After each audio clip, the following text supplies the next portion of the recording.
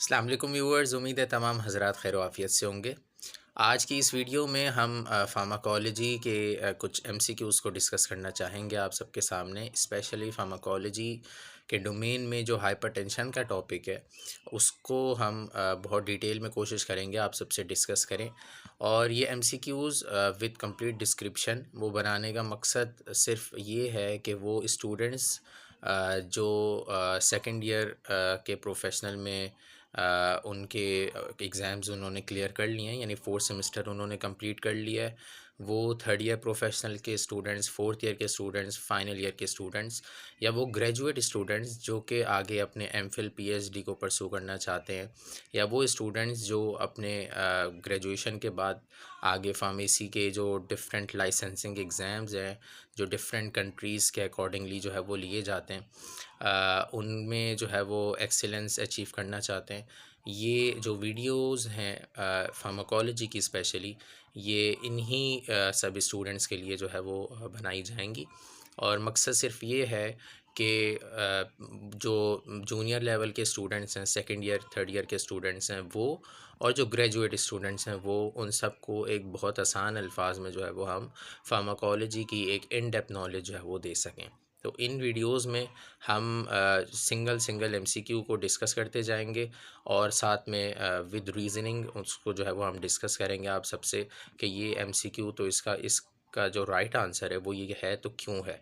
ठीक है, तो पीछे मैकेनिज़्म क्या है उसका, उसको हम इन ब्रीफ डिस्कस करेंगे। तो वीडियो ज़रा थोड़ी सी हो सकता है लेंथी हो जाए, लेकिन कोशिश करनी है आप सबने कि आप लोग जो है वो मेरे साथ जुड़े रहें, क्योंकि इससे इसकी जो है वो दो वजूहात हैं। आप जब एक पूरी प्रॉपर वीडियो देखेंगे और उसको फिर हम कोशिश करेंगे उसके और मल्टीपल पार्ट्स भी बनाएं, तो उससे फ़ायदा ये होगा कि आपकी जो फार्माकोलॉजी है उसको आप समझेंगे तो बहुत आपके लिए आसानी होगी। और अभी से इस लेवल पे समझ लेंगे तो आप आगे जो है जाकर इंशाल्लाह आपको बहुत फ़ायदा होगा। ठीक है। दूसरा, आप एक लूप में चलते रहेंगे तो उससे भी जो है वो ये होगा कि आपका कोई भी वीडियो जो हैं ये इनके पार्ट्स हो गए या डिटेल्ड वीडियोस वो जो है मिस नहीं होंगी। तो उससे ये होगा कि आप एक प्रॉपर चैनलाइज्ड वे में जो है वो फार्माकोलॉजी की एक बहुत अच्छी तैयारी कर सकते हैं। ठीक है। कभी कभी ऐसा होता है कि जब हम एग्ज़ाम्स में बैठते हैं तो उसमें मेजर पोर्शन ही फार्माकोलॉजी का आ रहा होता है। तो बेहतर ये है अगर आप अभी से अपनी तैयारी कर लेंगे तो उससे जो है वो आप आगे उन एग्ज़ाम्स को बहुत ईजी वे में जो है वो क्रैक कर सकते हैं। तो ये वीडियो सबके लिए है। पाकिस्तान में जितने फार्मेसी के स्टूडेंट्स हैं, पाकिस्तान से बाहर जितने फार्मेसी के स्टूडेंट्स हैं जो चाहते हैं कि वो फार्माकोलॉजी को और अपनी बेहतर करें, ये वीडियो उनके लिए है। ठीक है, तो हम इसमें स्पेशली आज जो है वो एंटी हाइपरटेंसिव ड्रग्स के एमसीक्यूज़ कवर करेंगे। ठीक है, वन बाय वन, और उनको जो है वो कंप्लीट वे में डिस्कस करेंगे। और ऐसे हमारी जो वीडियोज़ हैं वो पार्ट्स बनकर आप सबके सामने पेश होती रहेंगी। तो आइए एमसीक्यूज़ की जानिब चलते हैं और वन बाय वन डिस्कस करते हैं। अच्छा, हम अपने पहले क्वेश्चन पर आते हैं। कोई भी क्वेश्चन जब आप अटेम्प्ट करें तो उसको जो है वो हर सिनेरियो से जो है वो आप कोशिश किया करें, जज किया करें। एक ही क्वेश्चन से जो है वो डिफरेंट एमसीक्यूज जो है वो बन सकते हैं। तो आप जो है जब उनके ऑप्शंस को अच्छे से समझ लेंगे तो आप जो है वो हर तरीके से जो है वो क्वेश्चंस को जो है वो अटेम्प्ट कर सकते हैं। ठीक है, तो अभी हम हाइपरटेंशन के जो है कुछ एमसीक्यूज को डिस्कस करने जा रहे हैं आप सबसे। तो क्वेश्चन 1 की जब हम बात करते हैं तो आपके सामने है, hyperkalemia is a possible adverse effect of all the following medications except। तो सबसे पहले हमें जो है क्वेश्चन की जो अंडरस्टैंडिंग है वो बहुत ज़रूरी है। हमें समझना होता है कि क्वेश्चन में पूछा क्या जा रहा है। हाइपरकेलीमिया का क्या मतलब है कि हमारी बॉडी में जो है जो पोटेशियम कंसंट्रेशंस हैं वो जो है वो नॉर्मल से जो है वो एक्सीड हो जाएं तो उसे हम हाइपरकेलीमिया कहते हैं। ठीक है, और यहाँ पे पूछा ये जा रहा है कि हाइपरकेलीमिया जो है किन मेडिकेशंस का जो है वो एडीआर है और किस मेडिकेशन का जो है वो एडीआर नहीं है, एक्सेप्ट लिखा हुआ है। ठीक है, तो इनमें से कोई एक ऐसी ड्रग होगी जो कि हाइपरकैलेमिया नहीं करवा रही होगी, यानी उसका एडीआर नहीं होगा। तो अब हम ऑप्शन ए को देख लेते हैं, ट्रेंडोलाप्रिल। ट्रेंडोलाप्रिल प्रिल से पता चल रहा है कि ये जो है एस इनहिबिटर है। ठीक है, आप इसे जो है वो अभी जहन में रखें। और ऑप्शंस जब आप देखेंगे तो प्रिल एक और एजेंट के साथ आ रहा है, ऑप्शन ई के साथ, कैप्टोप्रिल के साथ। तो इसका मतलब ये कि जो दो ड्रग्स हैं वो तो एस इनहिबिटर्स हैं, ठीक है, आप उन्हें साइड पे रख लें। आप जब फार्माकोलॉजी के एमसीक्यू अटेम्प्ट कर रहे हो तो आपको उनके मैकेनिज्म सबसे पहले जो है वो पता होने चाहिए, तभी आप जो है वो उनके एडीआरस, उनके थेरेप्यूटिक इंडिकेशंस, हर चीज़ जो है वो आप उनके मैकेनिज्म से ही जो है वो ड्राइव करते हैं। ठीक है, तो हमें ये बहुत पहले पहचानना ज़रूरी है कि आपकी जो ड्रग है वो किस कैटेगरी में लाई कर रही है। ठीक है, तो ये जो एस इनहिबिटर्स की ड्रग्स हैं वो दो ऑप्शंस हैं इसके, ऑप्शन ए और ऑप्शन ई। अच्छा, दूसरी आप अगर देखें, टेबीटेन आपका लिखा हुआ है ऑप्शन बी में। तो टेबीटेन जो है वो एप्रोसाटेन है। ठीक है, कभी कभी ऐसा होता है जब आप एमसीक्यूज अटेम्प्ट करते हैं, ठीक है, किसी पेपर में बैठते हैं आप, किसी भी पेपर में, ठीक है, कोई भी आपका फार्मेसी के लाइसेंसिंग एग्जाम्स हैं, तो वहाँ पे जो है किसी ड्रग का ब्रांड नेम जो है वो लिखा हुआ होता है। ठीक है, अगर हम अपने पाकिस्तान की बात करते हैं तो पाकिस्तान में एक ड्रग के जो है वो मल्टीपल ब्रांड जो है वो आपको मिलेंगे। ठीक है, लेकिन बाहर ऐसा नहीं होता, बाहर कोई एक या दो जो है उसके मेजर ब्रांड जो है वो बन रहे होते हैं, और वही जो है वो पेशेंट्स को जो है वो यूज़ हो रहे होते हैं। तो कभी कभी जो है वो उसका एक स्पेसिफिक जो मेजर ब्रांड नेम है, ठीक है, उसके थ्रू भी जो है वो एमसीक्यू में पूछा जा सकता है। तो आप जो है इन चीज़ों को भी कोशिश करें आहिस्ता आहिस्ता जहन में रखना शुरू कर दें। टेबिटेन जो है, प्रोसाटेन है, तो ये आर्ब है। इसका मतलब दो एस हैं, एक आर्ब है। अगर आपने पढ़ा हो तो आपको ये पता होगा, एस और आर्ब जो है वो दोनों रास सिस्टम पे जो है वो एक्ट करती हैं। ठीक है, और रास सिस्टम पे एक्ट करने की वजह से जो इनके एडीआरस हैं या इनकी जो इंडिकेशंस हैं वो मोर और लेस जो है वो सेम होती हैं। ठीक है। अच्छा, एमिलोराइड, एमिलोराइड की जब हम बात करते हैं तो एमिलोराइड जो है वो पोटेशियम स्पेयरिंग डायूरेटिक है। और पोटेशियम स्पेयरिंग डायूरेटिक का हमें पता है बहुत अच्छे से कि पोटेशियम स्पेयरिंग डायूरेटिक जो है पोटेशियम को बॉडी में रिटेन रखती है। ठीक है, और जब पोटेशियम बॉडी में रिटेन होगा तो हाइपर कैलीमिया इसका एडीआर है। जब हम एस और आर्ब्स की बात करते हैं तो जैसे मैंने आपको बताया कि एस और आर्ब जो है वो आपके रास सिस्टम पे करते हैं, और रास सिस्टम पे जो एल्डोस्टिरोन है, ठीक है, एल्डोस्टिरोन की जो सिंथेसिस है उसको जो है वो एट द एंड रिड्यूस कर रहे होते हैं। तो जब एल्डोस्टिरोन की सिंथेसिस रिड्यूस होती है तो आपकी बॉडी में जो है वो पोटेशियम की कंसंट्रेशन जो है वो बढ़ जाती है। ठीक है, तो आपका जो हाइपरकैलीमिया का एडीआर है वो आपका ट्रेंडोलाप्रिल के साथ भी होगा, टेबिटेन के साथ भी होगा, एप्रोसाटेन के साथ। ठीक है, आपका एमिलोराइड के साथ भी होगा जो कि पोटेशियम स्पेयरिंग डायूरेटिक है, और आपका कैप्टोप्रिल के साथ भी होगा जो कि आपका एक और आपका एस इनहिबिटर मौजूद है। ठीक है, इन सब का जो एडीआर है वो आपका हाइपरकैलीमिया है। पीछे एक ड्रग बच गई आपकी डॉक्साजोसिन, तो इसका जो एग्जैक्ट आंसर होगा वो डॉक्साजोसिन होगा।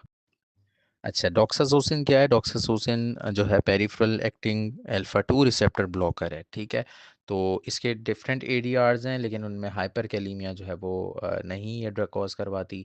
ये फेंटिंग या डिजीनेस जो है वो कॉज करवा रही होती है, पोस्चुरल हाइपोटेंशन जो है वो कॉज करवा रही होती है। ठीक है, लेकिन आपकी जो हाइपरकैलीमिया है वो इस ड्रग के थ्रू नहीं हो रहा होता। तो इसका जो एग्जैक्ट आंसर है इस क्वेश्चन नंबर 1 का वो है answer number C, that is the doxazosin. ठीक है।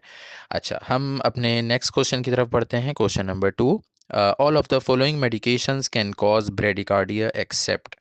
ठीक है, इसमें 5 ऑप्शंस दिए मैं, और एक ड्रग इनमें ऐसी है जो कि ब्रेडिकार्डिया कॉज नहीं करवा रही होगी, तो ऑब्वियसली वो जो है टैकीकार्डिया कॉज करवा रही होगी, या और ऐसा इफेक्ट कॉज करवा रही होगी जो कि ब्रेडिकार्डिया नहीं होगा उसका इफेक्ट। ठीक है, तो सबसे पहले हम जो है क्वेश्चन को हमने समझ लिया, अब हम इसके ऑप्शंस पर आ जाते हैं। हम देखें टेराजोसिन। टेराजोसिन आपको बहुत अच्छे से बता दिया, जैसे पिछले क्वेश्चन में डॉक्साजोसिन हमने पढ़ा था, ये भी टेराजोसिन उसी की क्लास की है। ठीक है, और ये जो ड्रग है ये जो है टैकीकार्डिया कॉज करवाती है। ठीक है, ब्लड प्रेशर डिक्रीज करवाती है, दैट इज़ हाइपोटेंशन।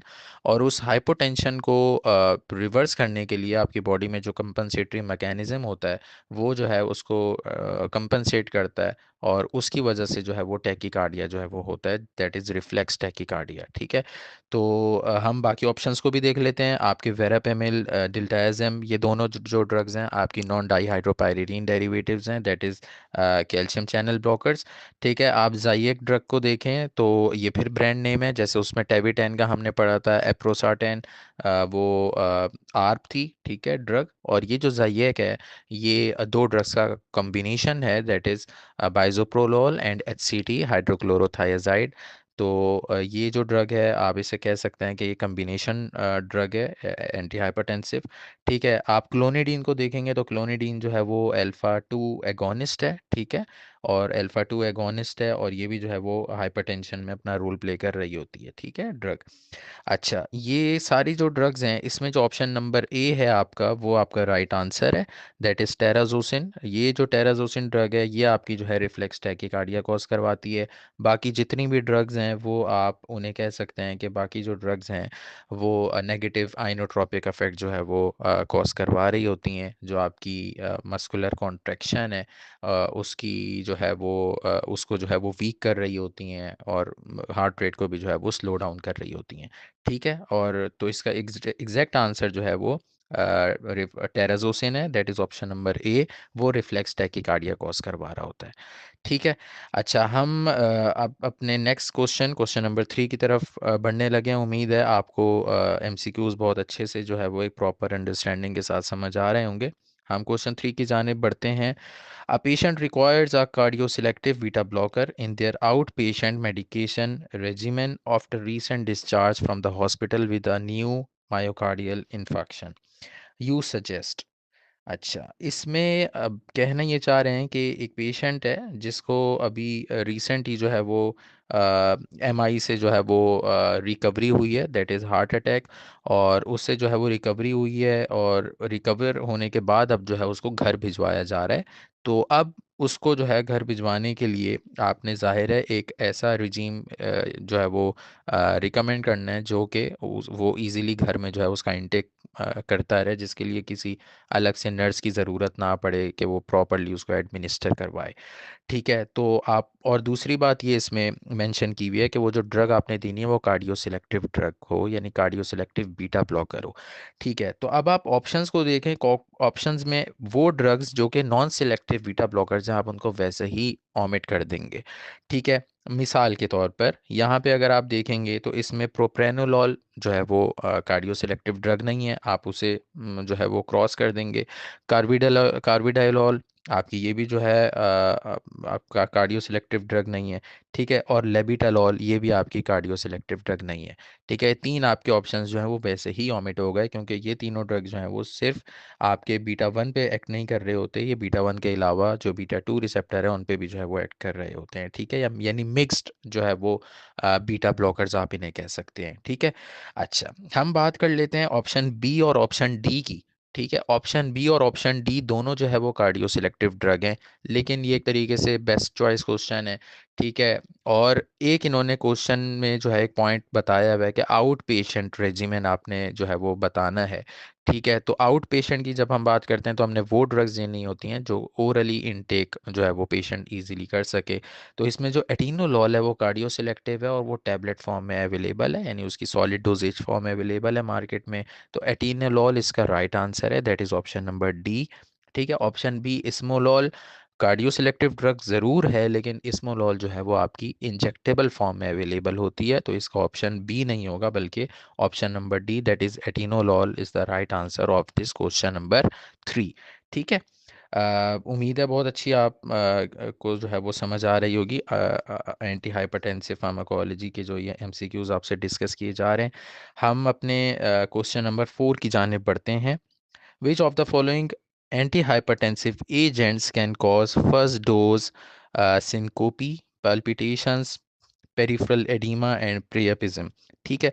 अच्छा, ये जो इन्होंने कुछ कैरेक्टरिस्टिक्स शो की हैं, ये एडीआरस हैं, यानी ये सिम्टम्स हैं किसी एक इनमें से किसी एक ड्रग के। ठीक है, तो इसमें मेजरली जो फर्स्ट डोज सिनकोपी की अगर हम बात करें तो वो बहुत एक कैरेक्टरिस्टिक सिम्टम है इनमें से किसी एक ड्रग का। ठीक है, हमेशा जहन में रखें ये जो आपके अल्फ़ा टू जो सॉरी अल्फ़ा वन जो रिसेप्टर ब्लॉकर्स हैं, यानी आपकी प्राजोसिन हो गई, टेराजोसिन हो गई, डॉक्साजोसिन हो गई, ये जो एजेंट्स हैं ये फर्स्ट डोज सिनकोपी जो है वो कॉज करवा रहे होते हैं, यानी फर्स्ट डोज पे जो है वो फेंटिंग जो है वो होती है। ठीक है, और हाइपोटेंसिव कंडीशन जो है वो होती है फर्स्ट डोज पे। ठीक है, तो आप जब ये आपको पता चल जाएगा तो आप इसमें इजीली जो है वो आइडेंटिफाई कर सकते हैं कि कौन सी ड्रग जो है वो आपके ऑप्शंस में ऐसी है जो कि आपकी अल्फा 1 रिसेप्टर ब्लॉकर है। ठीक है, तो इसमें एक ही ड्रग है आपकी, that is option number C, prazosin.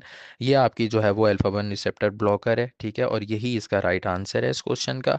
आपकी हाइड्रोलाजीन और नाइट्रोप्रूसाइड, ठीक है, ये दोनों ड्रग्स जो हैं वो वेजोडाइलेटर्स हैं। ठीक है, आपकी वेरापेमिल आपकी जो है जैसे आपको बताया था कि ये नॉन डाईहाइड्रोपायरिडीन कैल्शियम चैनल ब्लॉकर है।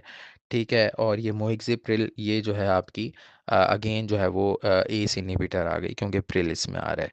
ठीक है, तो ये जितनी भी ड्रग्स हैं इनके एडीआरस में फर्स्ट डोज सिनकोपी नहीं है। सिर्फ जो प्राजोसिन ड्रग है वो जो है वो फर्स्ट डोज सिनकोपी कॉज करवाती है, और उसी के थ्रू आप आइडेंटिफाई फ़ौरन कर लेंगे कि आपका इसमें एग्जैक्ट आंसर कौन सा है। ठीक है, तो इसमें जो एग्जैक्ट आंसर है वो है option number C, that is prazosin. अच्छा, अब हम अपने नेक्स्ट क्वेश्चन की जानिब बढ़ते हैं। Which of the following antihypertensive agents is most likely to cause lupus syndrome, postural hypotension and peripheral neuropathy? यानी तीन जो है वो फीचर्स उसने बता दिए कि कौन सी ऐसी एंटी हाइपरटेंसिव एजेंट है, एंटी हाइपरटेंसिव ऐसी कौन सी ड्रग है बिलो ऑप्शंस में जो कि ये तीनों कंडीशन जो है वो कॉज करवा रही होती है। यानी ये एडीआरस बेसिकली इस एमसीक्यू में जो है वो पूछे गए हैं। ठीक है, तो जैसे हमने इससे पिछला जो एमसीक्यू था उसमें हमने फर्स्ट डोज सिनकोपी की बात की थी कि वो कैरेक्टरिस्टिक फीचर है। इसी तरह जो ल्यूपस सिंड्रोम है आपका, ल्यूपस सिंड्रोम जो है वो ऐसा सिंड्रोम होता है जिसमें जो ड्रग है वो जो बॉडी का इम्यून सिस्टम है उसको एक्टिवेट कर देती है, दैट इज़ ऑटो इम्यून। ठीक है, ऑटो इम्यून सिस्टम के थ्रू जो है वो आपका जो इन्फ्लेमेटरी सेल्स होते हैं वो जो है वो एक्टिवेट होते हैं, और इन्फ्लेमेटरी कैस्केड की एक्टिवेशन की वजह से डिफरेंट बॉडी के पार्ट्स में जो है वो इन्फ्लेमेशन कॉज हो जाती है और रैशेस जो है वो बॉडी में पड़ने लग जाते हैं। ठीक है, तो ल्यूपस सिंड्रोम में ऐसे जो है वो फीचर शो हो रहे होते हैं। ठीक है, तो इनमें एक ही ऐसी ड्रग है इन ऑप्शन ए टू ई में जो कि ल्यूपस सिंड्रोम कॉज करवाती है, and that is option B, hydralazine. ठीक है, आप HILS के नाम से इसको याद रखें, हाइड्रोलाजीन इंड्यूस्ड ल्यूपस सिंड्रोम। ये अगर देखा जाए क्लिनिकली तो बहुत रेयर होता है, रेयर कंडीशंस, रेयर केसेस में जो है हाइड्रोलाजीन इंड्यूस्ड ल्यूपस सिंड्रोम हो रहा होता है, लेकिन फार्माकोलॉजिकली जो है इसे हम कंसीडर करते हैं कि ये जो ड्रग है हाइड्रोलाजीन ये ल्यूपस सिंड्रोम कॉज करवाती है। ठीक है, बाकी आपकी जो जितनी भी ड्रग्स हैं आपकी वो उनमें से कोई ऐसी ड्रग नहीं है जो कि ल्यूपस सिंड्रोम को कॉज करवाए। तो आपका जो एग्जैक्ट आंसर होगा इस क्वेश्चन का वो option number B, that is hydralazine, इसका राइट आंसर होगा। अच्छा, अब हम अपने नेक्स्ट क्वेश्चन की जानिब बढ़ते हैं। Which of the following medications is not associated with drug induced hypertension?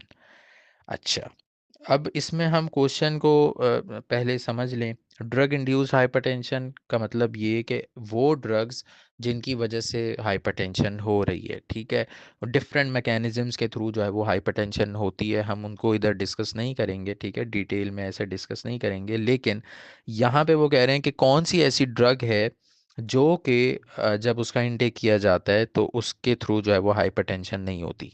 ठीक है, अच्छा, हम सबसे पहले ड्रग्स को देख लेते हैं, उनकी बेसिक क्लासिफिकेशन को देख लेते हैं। इसमें अगर हम गौर करें तो इसमें आपकी जो प्रेडनिसोन है, ठीक है, वो आपकी कॉर्टिकोस्टीरॉइड है। ठीक है, साइक्लोस्पोरिन आपकी इम्यूनोसप्रेसेंट है। कोकेन आपका जो आप ऐसे समझ लें कोकेन के ये आपके रीअपटेक को इनहिबिट करता है डिफरेंट न्यूरोट्रांसमीटर्स के, मेजर जो आपके सेरोटोनिन है, नॉरएपिनेफ्रिन, डोपामीन, इन तीनों को जो है वो ये जो है वो इनहिबिट कर रहा होता है उनके रीअपटेक को। ठीक है, अच्छा, इंडोमिथाजिन, इंडोमिथाजिन जो है वो आप सबको बहुत अच्छे से पता है, एनसेड की क्लास से बिलोंग करता है। ठीक है, और रोजीग्लिटाजोन, रोजीग्लिटाजोन जो है वो थायो थाइएजोलिडीन डायोन जो आपकी क्लास है, एंटी डायबिटिक ड्रग क्लास है, उससे जो है ये ग्लिटाजोन जो है वो बिलोंग करती है ड्रग। ठीक है, अच्छा, जितनी भी ये मेडिकेशंस हैं ऑप्शंस में, इनमें जो ऑप्शन नंबर सी है दैट इज़ रोजीग्लिटाजोन वो आपका इसमें राइट आंसर है। ये जो एंटी डायबिटिक है इनका इसमें जो ये थायोआइजोलिडीन डायोन्स हैं इनका कोई ऐसा जो है वो हाइपरटेंशन में रोल अपना ये प्ले नहीं करती, कोई ऐसा इनका एडीआर नहीं होता। इनके अलावा जो है जो भी आपके ड्रग्स हैं, प्रेडनिसोन, ठीक है, ये चूंकि कॉर्टिकोस्टीरॉइड है, ठीक है, आपके इंडोमिथाजिन, ये एनसेड है। आप सबको बहुत अच्छे से पता है कि इनका जो है वो ये कॉक्स लॉक्स पाथवे पे जाके जो है वो ऐड कर रही होती हैं, ठीक है, और उसकी वजह से जो है वो एट द एंड हाइपरटेंशन होती है। कोकेन आपका वंस अगेन जैसे मैंने बताया रीअपटेक इनहिबिटर है, ठीक है, तो उसकी वजह से जो है वो नॉरएपिनेफ्रिन चूंकि रीअपटेक नहीं हो रहा, तो उसकी वजह से आपका ये ड्रग भी कॉज करवाती है हाइपरटेंशन। इसी तरह साइक्लोस्पोरिन भी डिफरेंट मैकेनिज्म्स के थ्रू हाइपरटेंशन कॉज करवाती है, ठीक है। तो इस क्वेश्चन का जो एग्जैक्ट आंसर है that is option number C, rosiglitazone. अच्छा, अब हम अपने नेक्स्ट क्वेश्चन की जानिब बढ़ते हैं।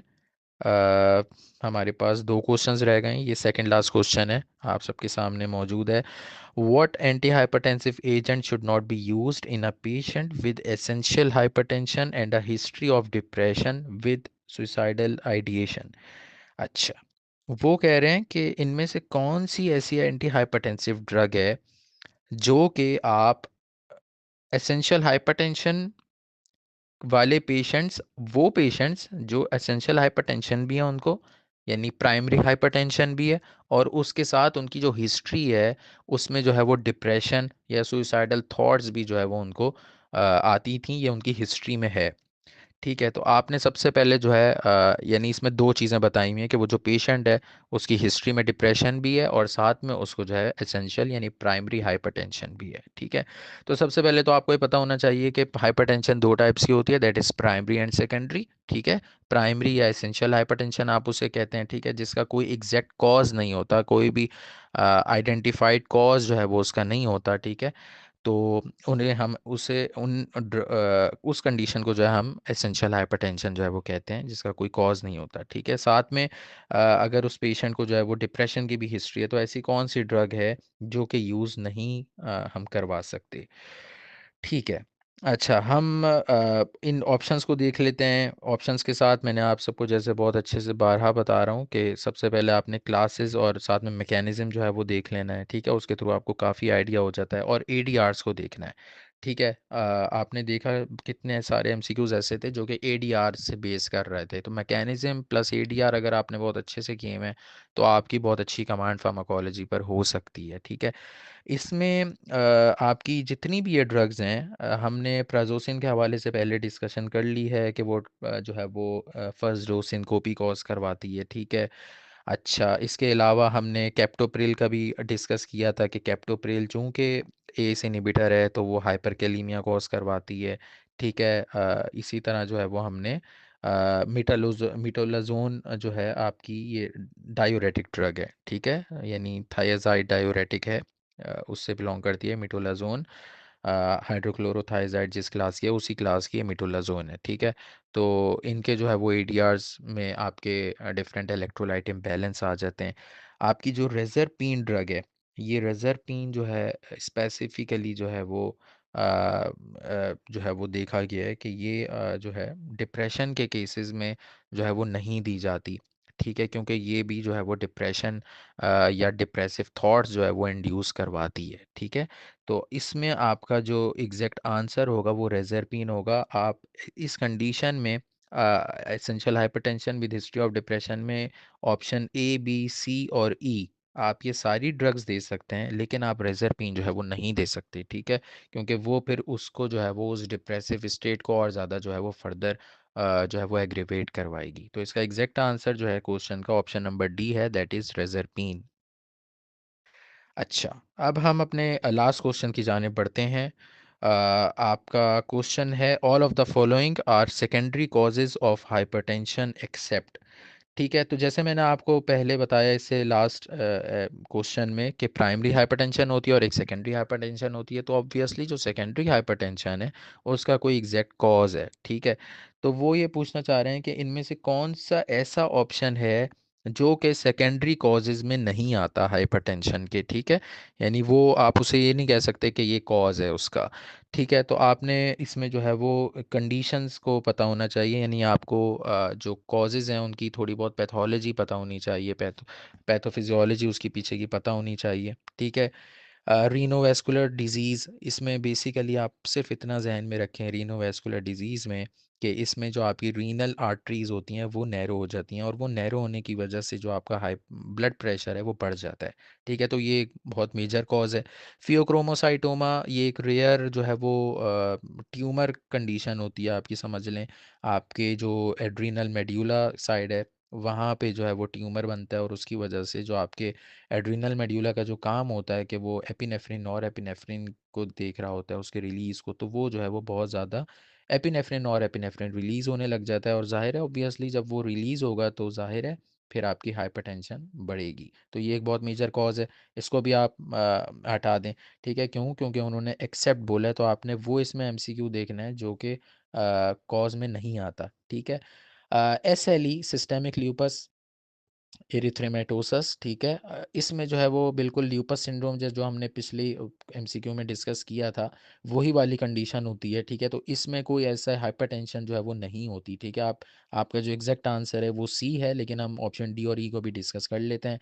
प्राइमरी एल्डोस्टीरोनिज्म, इसमें जो है वो आपका जो एल्डोस्टीरोन जो लेवल्स हैं एल्डोस्टीरोन के वो बहुत ज़्यादा जो है वो इसमें बढ़ जाते हैं इस कंडीशन में, और उसके बढ़ने की वजह से आपका जो है वो ब्लड प्रेशर इंक्रीज़ होता है। ठीक है, एओर्टिक कोआक्टेशन, ये बेसिकली आप ऐसे समझ लें कॉन्जेनाइटल जो है वो हार्ट डिजीज़ है। ठीक है, डिफेक्ट है जिसमें आपका जो एओर्टा है वो जो है आपका अ, आप ऐसे कह लें कि एओर्टा जो है वो नैरो होता है। ठीक है, और एओर्टा नैरो होने की वजह से आपका जो ब्लड प्रेशर है वो जो है वो इंक्रीज़ होने लग जाता है। ठीक है, तो इसका जो एग्जैक्ट आंसर होगा इस क्वेश्चन का वो होगा option number C, that is systemic lupus erythematosus. ठीक है, अच्छा, एक लास्ट एमसीक्यू जो है वो बच गया है, तो वो भी मैं आप सबके सामने शेयर कर देता हूँ।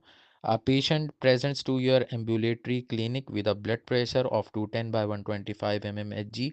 Past medical history is significant for type 2 diabetes, CHF, and renal insufficiency.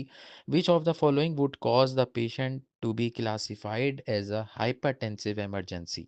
तो क्वेश्चन को समझना बहुत ज़रूरी है, मैं बार बार यही कह रहा हूँ। आपसे पहले सेकंड लाइन में आप देखें तो उसमें लिखा हुआ है कि जो हाइपरटेंशन है उसकी जो ब्लड प्रेशर है वो 210 by 125 mmHg है। पता चल रहा है कि वो भाई एक बहुत सीवियर जो है वो हाइपरटेंसिव इमरजेंसी की कंडीशन में है। वो कह रहे हैं कि इसमें से कौन-सी ऐसी कंडीशन है जो बता पाएगी या कंफर्म करेगी कि पेशेंट जो है वो हाइपरटेंसिव इमरजेंसी में ही आया है। ठीक है, तो हाइपरटेंसिव इमरजेंसी को सिर्फ मैं समझा देता हूँ। हाइपरटेंसिव इमरजेंसी वो कंडीशन होती है जिसमें कोई अ, टारगेटेड कोई ऑर्गन जो है वो फेल हो रहा होता है। ठीक है, यहाँ पे ऑब्वियसली जब वो कह रहे हैं कि भाई आपका हाइपरटेंसिव इमरजेंसी की बात हो रही है, तो ऑब्वियसली जो आपका मेजरली जो आपका अफेक्ट है वो हार्ट पर आ रहा है। तो हार्ट जो है वो फेल हो रहा है। ठीक है, तो वो हार्ट फेल, इनमें ऑप्शन ऐसा कौन सा है जिससे पता चल रहा है कि हार्ट फेल हो रहा है। ठीक है, तो blood glucose levels which increase the patients risk for acute renal failure. ठीक है, अच्छा ये ऑप्शन ए है। ठीक है, जिसमें वो बता रहे हैं कि ब्लड ग्लूकोज लेवल्स बढ़ गए जिसकी वजह से रीनल फेलियर हो रहा है। ऑप्शन बी है सीरम क्रिएटिनिन, ठीक है, ऑफ 3 mg/dl। ये भी आप कह सकते हैं क्योंकि 3 mg/dl ऑफ नॉर्मल नहीं होता। 0.6 0.7 mg/dl टू 1.2 टू 1.3 mg/dl तक सीरम क्रिएटिनिन नॉर्मल एडल्ट का होता है। Nausea, vomiting and diarrhoea for 3 days, इससे भी आप हाइपरटेंसिव इमरजेंसी को डिक्लेयर नहीं कर सकते। Option four, S4 gallop and a chest X-ray consistent with pulmonary edema।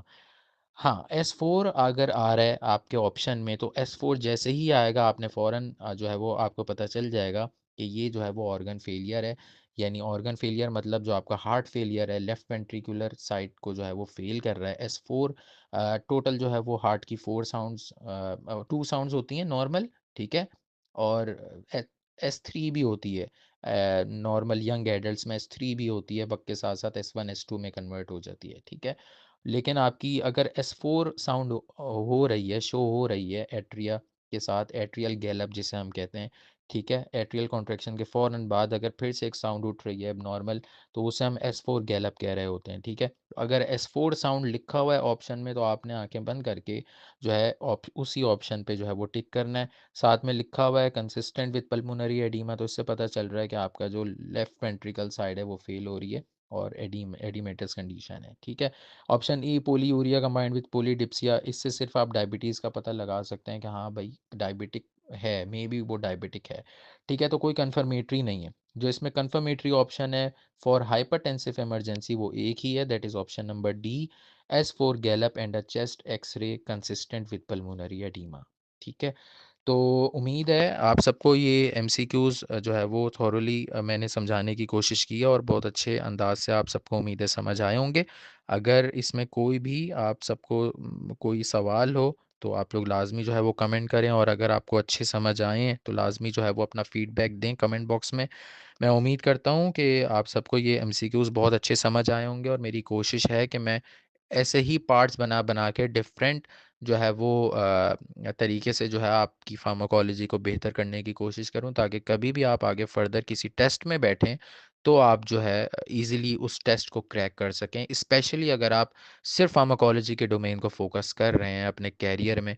तो ऐसे टेस्ट होते हैं जहाँ पे प्योरली फार्माकोलॉजी आती है, ठीक है। तो आपने जो है उन टेस्ट को कैसे क्रैक करना है वो आप इन एमसीक्यूज़ के थ्रू तैयारी कर कर बहुत अच्छा अपने टेस्ट को क्रैक कर सकते हैं।